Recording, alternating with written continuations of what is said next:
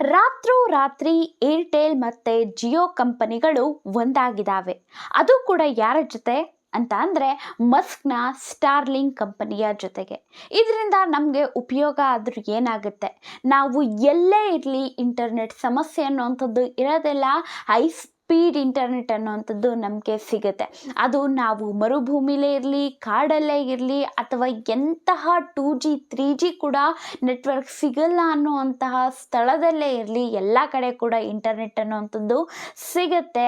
ಆದರೆ ಇದರ ಬೆಲೆ ಏನಾಗಬಹುದು? ಯಾಕೆ ಅಂತಂದರೆ ಇಷ್ಟೊಂದು ರೀತಿಯಾದಂತಹ ಸ್ಪೀಡ್ ಇಂಟರ್ನೆಟ್ ಸಿಗೋವಾಗ ಅದರ ಬೆಲೆ ಏನಾದರೂ ಜಾಸ್ತಿ ಇರುತ್ತಾ? ಆ ರೀತಿ ಕೂಡ ಡೌಟ್ ಇರುತ್ತೆ. ಮತ್ತು ಯಾವಾಗಿಂದ ಇದನ್ನು ಜಾರಿಗೆ ತಗೊಂಡು ಬರ್ತಿರೋ ಅಂಥದ್ದು ಎಲ್ಲ ಕೂಡ ನಿಮಗೆ ಇದೇ ಒಂದು ವಿಡಿಯೋದೊಳಗಡೆ ತಿಳಿಸ್ಕೊಡ್ತೇನೆ. ಅದಕ್ಕೂ ಮುಂಚೆ ನಮ್ಮ ಒಂದು ವಿಡಿಯೋಗೆ ಒಂದು ಲೈಕ್ ಮಾಡೋದನ್ನು ಮರೆಯೋದಕ್ಕೆ ಹೋಗಬೇಡಿ. ಮತ್ತು ಯಾರ್ಯಾರೆಲ್ಲ ಸಬ್ಸ್ಕ್ರೈಬ್ ಮಾಡ್ಕೊಂಡಿದ್ದೀರಾ ಹೃದಯಪೂರ್ವಕ ಧನ್ಯವಾದಗಳು. ನಾನು ಹೇಳಿದೆ, ಗುಡ್ಡಗಾಡಲ್ಲೇ ಇರಲಿ, ಮರುಭೂಮಿಯೊಳಗಡೆನೇ ಇರಲಿ, ಎಂತಹ ಪ್ರದೇಶದಲ್ಲೇ ಇರಲಿ, ಎಲ್ಲ ಕಡೆ ಕೂಡ ಇಂಟರ್ನೆಟ್ ಇಶ್ಯೂ ಅನ್ನೋವಂಥದ್ದೇ ಇರೋದಿಲ್ಲ, ಸಮಸ್ಯೆ ಅನ್ನೋವಂಥದ್ದೇ ಬರೋದಿಲ್ಲ. ಮತ್ತು ಇವಾಗ ಎಷ್ಟೋ ಕಂಪನಿಗಳೆಲ್ಲ ಕೂಡ ಸಿಟಿ ಒಳಗಡೆನೇ ಇರ್ತವೆ. ಯಾಕೆ ಹೇಳಿ? ನೆಟ್ವರ್ಕ್ ಸಮಸ್ಯೆ ಅಂತ. ಆದರೆ ಈ ಒಂದು ಸ್ಯಾಟಲೈಟ್ ಇಂಟರ್ನೆಟ್ ಅನ್ನುವಂಥದ್ದು ನಮ್ಮ ಒಂದು ಭಾರತ ದೇಶದಲ್ಲೂ ಕೂಡ ಬಂದರೆ ಇನ್ನು ಹಳ್ಳಿಗಳಲ್ಲೂ ಕೂಡ ಸಂಸ್ಥೆಗಳು ಇದ್ದೇಳ್ತವೆ, ಕಂಪನಿಗಳು ಇದ್ದೇಳ್ತವೆ. ಎಲ್ಲೂ ಬೇಕಾಗಿದ್ದರೂ ಕೂಡ ನೆಮ್ಮದಿಯಿಂದ ಕೆಲಸ ಮಾಡಬಹುದಾಗಿರುತ್ತೆ. ಯಾಕೆ ಸಿಟಿಲೇ ಕೆಲಸ ಮಾಡಬೇಕು ಅಂತ ಅಂದ್ಕೊಳ್ತೀವಿ ಅಂದರೆ ಅಲ್ಲಿ ನೆಟ್ವರ್ಕ್ ಸಮಸ್ಯೆ ಅನ್ನುವಂಥದ್ದು ಇರೋದಿಲ್ಲ, ಹೆಚ್ಚಾಗಿ ಇರೋದಿಲ್ಲ. ನಾವು ಹಳ್ಳಿಗಳಿಗೆ ಈ ಥರ ಎಲ್ಲ ಕೂಡ ಹೋಲಿಕೆ ಮಾಡಿಕೊಂಡ್ರೆ ಸೊ ಇವಾಗ ಆ ರೀತಿಯಾದಂತಹ ಸಮಸ್ಯೆ ಅನ್ನುವಂಥದ್ದು ಇರೋದಿಲ್ಲ. ನಾನು ಹೇಳಿದೆ ಸ್ಯಾಟಲೈಟ್ ಇಂಟರ್ನೆಟ್ ಅಂತ. ಹಾಗಾದರೆ ಈ ಸ್ಯಾಟಲೈಟ್ ಇಂಟರ್ನೆಟ್ ಅಂತ ಆದರೂ ಏನು ಅಂತ ಅಂದರೆ ಉಪಗ್ರಹದಿಂದ ಡೈರೆಕ್ಟಾಗಿ ನಿಮ್ಮ ಒಂದು TV ಆಗಿರ್ಬೋದು, ಮೊಬೈಲ್, ಲ್ಯಾಪ್ಟಾಪ್ ಆಗಿರ್ಬೋದು, ಟ್ಯಾಬ್ ಆಗಿರಬಹುದು, ಎಲ್ಲದಕ್ಕೂ ಕೂಡ ಇಂಟರ್ನೆಟ್ಟನ್ನು ಡೈರೆಕ್ಟಾಗಿ ಒದಗಿಸಿ ಕೊಡೋ ಅಂಥದ್ದು.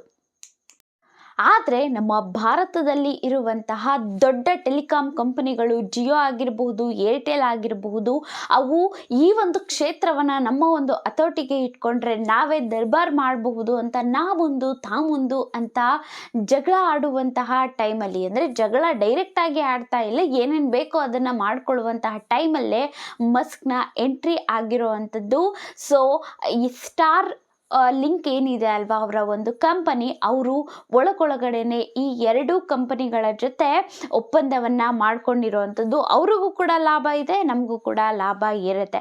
ಅವರಿಗೆ ಏನು ಲಾಭ ಇದೆ ಅಂತ ಅಂದರೆ, ಇವಾಗ ಜಿಯೋ ಆಗಿರಬಹುದು, ಏರ್ಟೆಲ್ ಆಗಿರಬಹುದು, ಇವಾಗ ಉಪಗ್ರಹಗಳನ್ನು ಬಿಟ್ಟು ನಮಗೆ ಇಂಟರ್ನೆಟ್ ಕೊಡಬೇಕು ಅಂತಂದರೆ ತುಂಬ ಕಷ್ಟ ಇರುತ್ತೆ, ದಶಕಗಳೇ ಬೇಕಾಗ್ತವೆ, 10 ವರ್ಷ, ಎಷ್ಟೇ ಬೇಗ ಅಂತಂದರೂ ಕೂಡ 5-6 ವರ್ಷಗಳು ತಗೊಳ್ತಾವೆ.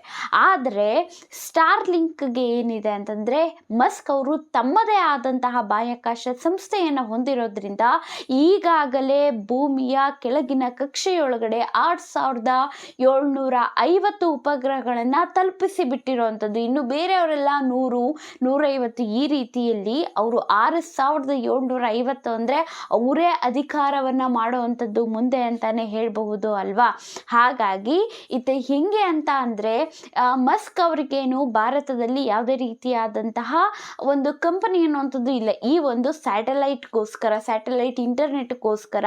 ಆದರೆ ಅದು ಎಲ್ಲ ಕೂಡ ಸ್ಟ್ರಿಕ್ಟ್ ಆಗಿ ಇರುತ್ತೆ ರೂಲ್ಸ್ಗಳು. ಯಾಕೆ ಅಂತ ಅಂದರೆ, ಭಾರತದಲ್ಲಿನ ಡೇಟಾವನ್ನು ಭಾರತದಲ್ಲೇ ಇಟ್ಟಿರಬೇಕು, ಇಲ್ಲೇ ಸ್ಟೋರ್ ಮಾಡಬೇಕು, ಎಲ್ಲೂ ಬೇರೆ ಕಡೆ ಲೀಕ್ ಆಗ್ದಲೇ ಇರುವಂತಹ ಜವಾಬ್ದಾರಿಯನ್ನು ಕೂಡ ಅವರು ವಹಿಸ್ಕೊಳ್ಬೇಕಾಗಿ ಇರುತ್ತೆ. ಒಟ್ಟಿನಲ್ಲಿ ಪರ್ಮಿಷನ್ ಕೂಡ ಸಿಗಬೇಕು. ಆ ಥರ ಪರ್ಮಿಷನ್ ಸಿಗೋದು ತುಂಬಾ ಕಷ್ಟ ಆಗಿರುತ್ತೆ.